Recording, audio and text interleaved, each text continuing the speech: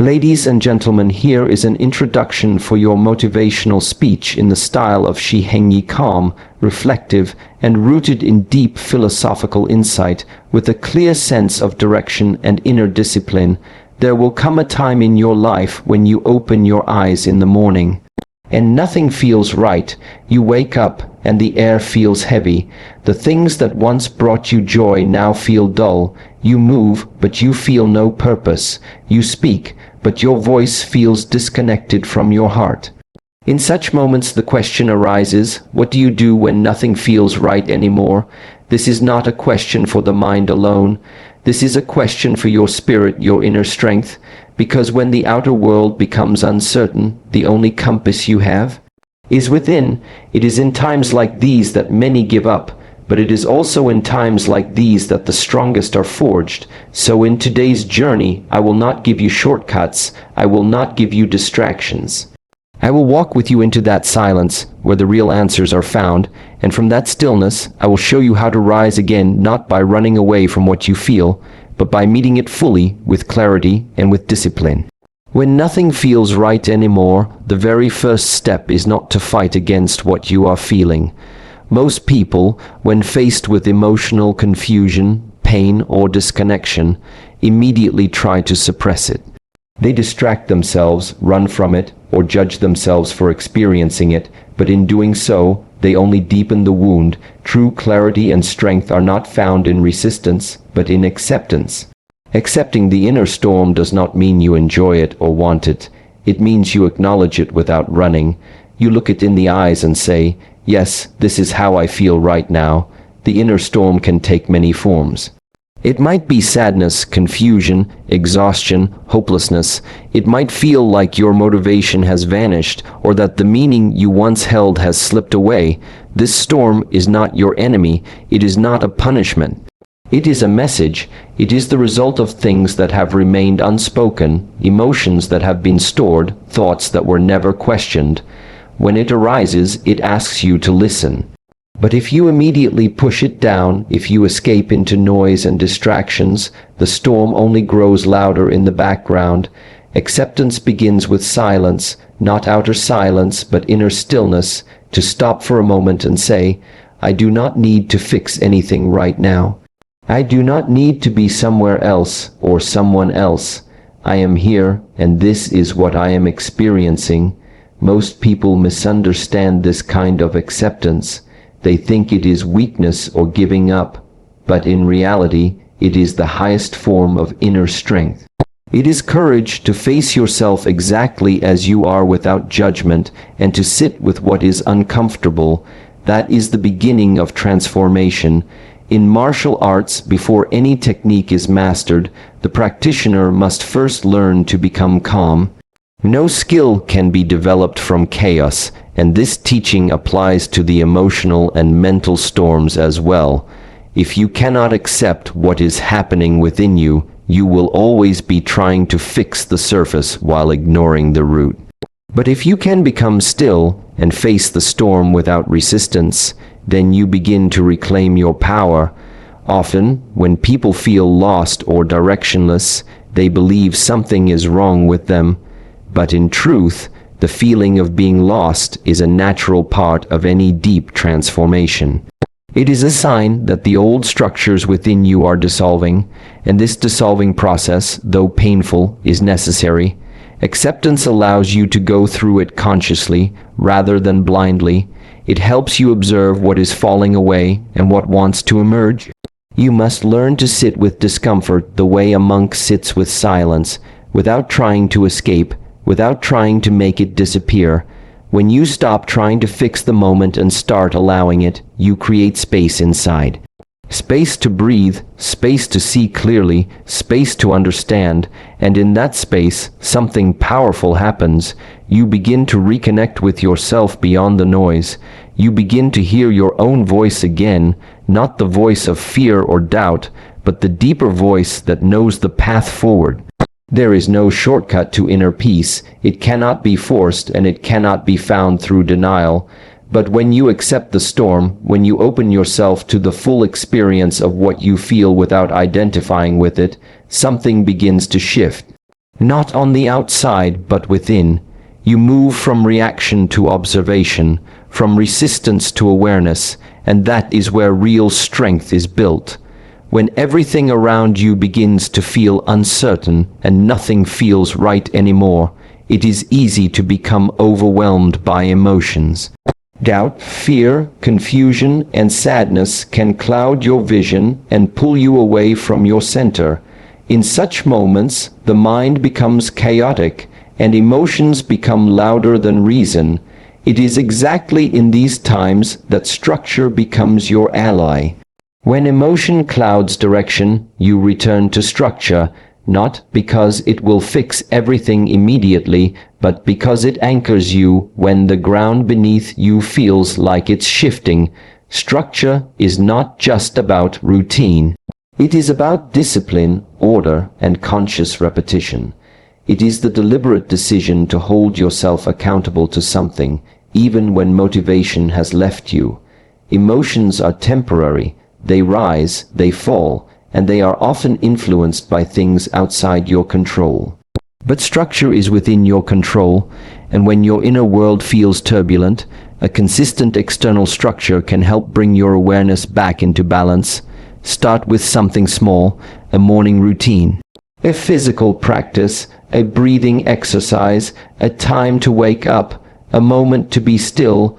These actions may seem insignificant when viewed in isolation, but they are not about what they achieve externally.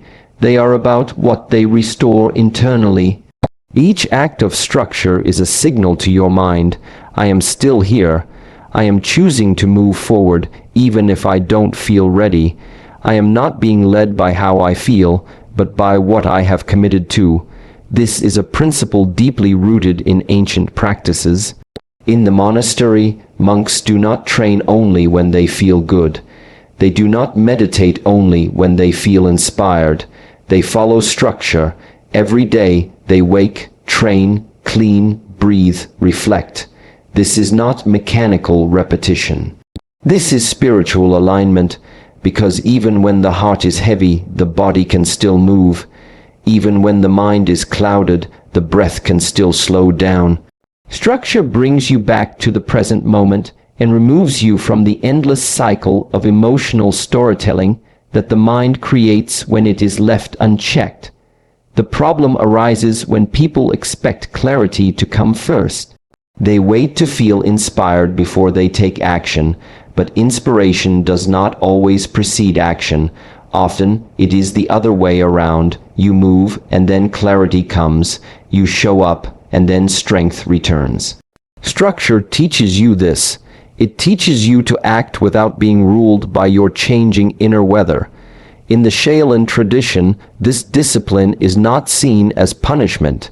It is a gift. The body follows a rhythm. The mind eventually aligns with that rhythm, and soon a sense of purpose quietly begins to return. You do not need to feel great in order to begin. You only need to begin again and again, regardless of how you feel. Structure gives you that path. When you feel lost, you may not know what to do or where to go, but you can still choose how to spend this hour. You can still choose where your feet stand, how your breath moves, how your hands move through your day. This is the power of structure.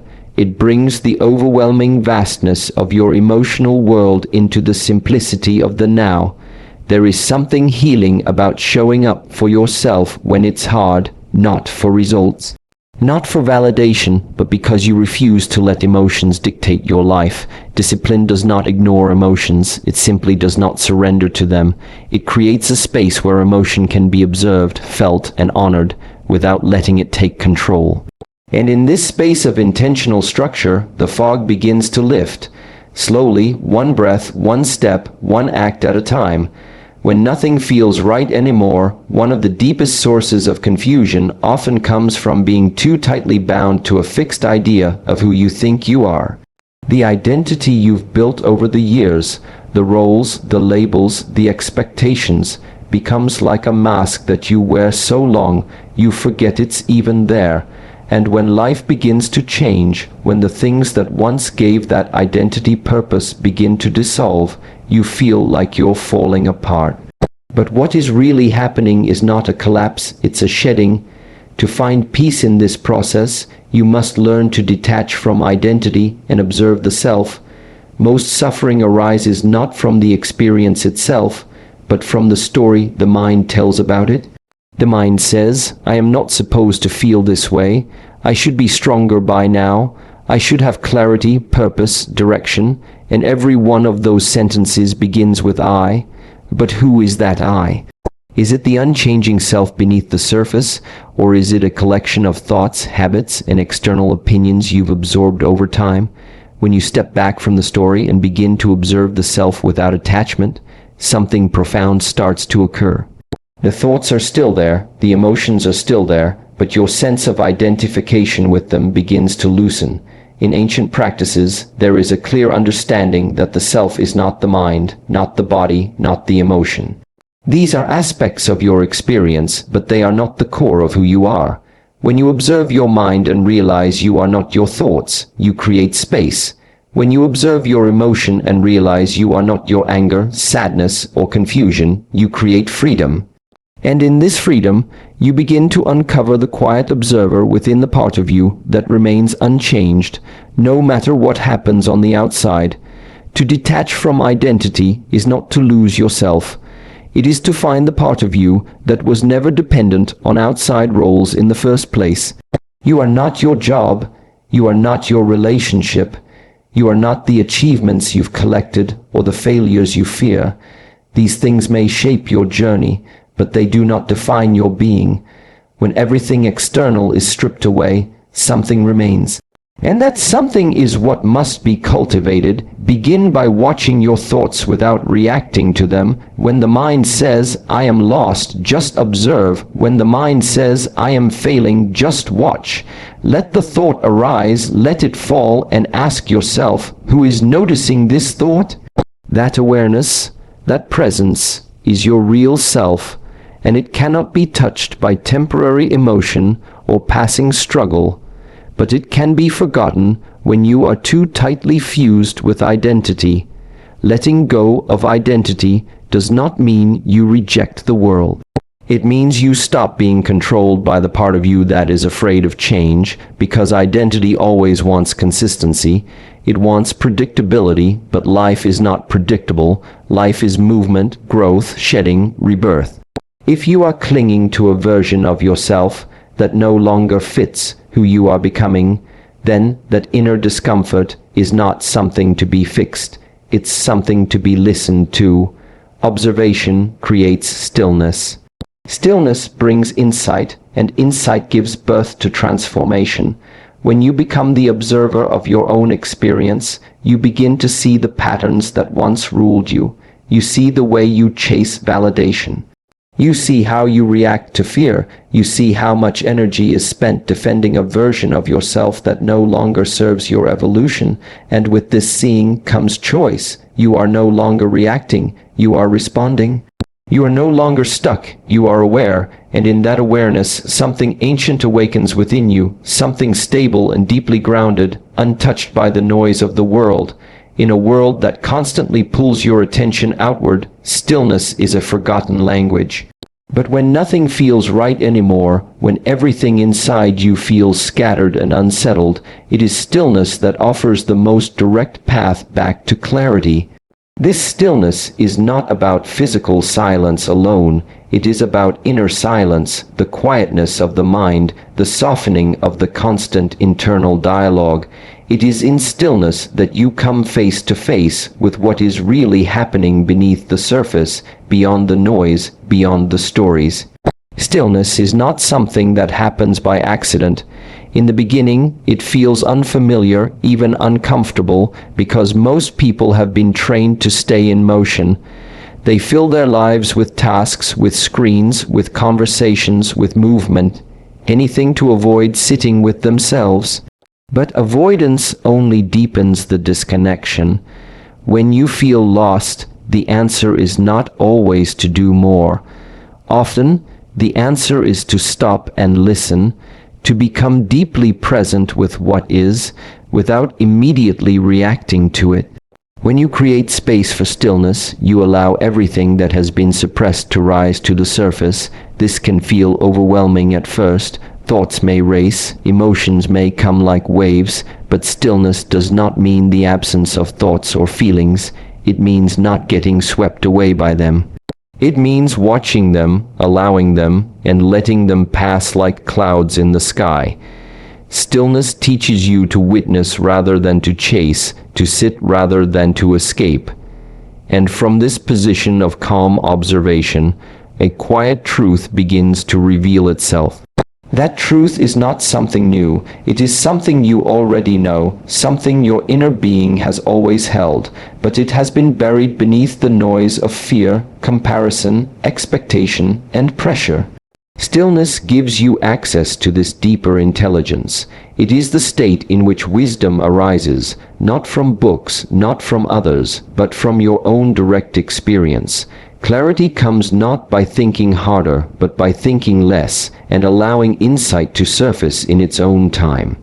In the Shaolin tradition, stillness is seen as a form of strength, to sit without moving, to breathe without controlling, to observe without judgment. This is not weakness, it is a mastery of inner energy. In the same way that water becomes clear when it is undisturbed, your mind becomes clear when you stop stirring it with constant noise. From this clarity, decisions are no longer made from panic or fear, but from alignment and centered awareness. In moments of crisis or inner confusion, people often look outside for answers. They search for opinions, for strategies, for instant solutions. But the most powerful guidance is already within you. You just have to create the conditions to hear it. And the condition is stillness. A few minutes of deep, undistracted presence can reveal more than hours of anxious thinking. You begin to feel what is real rather than what is imagined. You begin to separate your truth from the layers of conditioning you have inherited. Stillness is also a form of self-respect. It is saying to yourself, I am worthy of my own presence. I do not need to rush through this moment. I do not need to abandon myself to please the world. I can sit with myself fully, even if I don't have all the answers yet. This is where healing begins, not with solutions, but with space. Space to feel, to reflect, to breathe. And it is in this spaciousness that something sacred begins to unfold, not in the form of control or certainty, but in the form of peace. A peace that comes not from fixing the outside world, but from reconnecting with the depth of your own being. A peace that was always there, just waiting for you to be quiet enough to remember it when everything feels like it's falling apart and nothing seems to make sense. There is one thing that can carry you forward even when clarity is absent, even when motivation has vanished, even when hope feels distant. That one thing is discipline. Discipline is not about force or punishment. It is the steady return to what matters, even in the face of discomfort. It is the conscious act of choosing action over paralysis, direction over drifting, meaning over momentary emotion. When your inner world feels chaotic, discipline becomes the bridge that reconnects you to a deeper purpose, one that may not be visible yet, but is felt with each step forward. Discipline gives form to your days when everything else feels formless. It becomes a container that holds you when your emotions are unstable. It is easy to be consistent when life feels good, when energy is high, when your path is clear. But the real test of strength is whether you can stay committed when none of those conditions are present. Can you still get up and train when your body is tired? Can you still breathe and reflect when your mind is overwhelmed? Can you still choose presence when every part of you wants to escape? This is where discipline becomes more than habit. It becomes a form of self-respect.